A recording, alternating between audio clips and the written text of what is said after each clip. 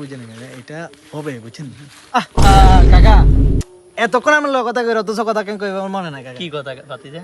ও কিছুদিন পর তো করবান বুঝছেন না এখন গরু গিয়ে লইছি মাশাআল্লাহ মানে কি বড় মানে বলতে বলি বুঝাইতে পারতাম না ও এই বছর তোমরা বড় করে দি করবে কেন? ও আচ্ছা মনে বলে দিয়ে সকাল সকাল ঈদের দিন ঠিক আমরা নামাজ পড়বো নামাজ পড়ে ঠিক আমরা বাচ্চা লিয়েবেন কোনো জায়গায় যাবে দরকার না বাইতে কতবার আননে বইয়েছিলেন আমরা কিনলে আর ছোট ভাই দিয়ে হাঁটা লাগবো চলিয়েবেন ঠিকভাবে চলিয়েবেন আমরা কাকা বাদি যারা বউ আছে মিলিয়ে একেবারে ঠাঁসাই গরুটারে একদম ফিনিশ করে ফেলবো ঠিক আছে কাকা চলে যাবেন সমস্যা নাই। আরে ভাতিজারে মনে কষ্ট নিও না, আসলে গতবারও কাকার কাছে একবারে শরম লাগছে। আমি তুন্ডা বাইত গেছি, তুই একের গরু এর বেশদ্দকে আরে দিলেছো।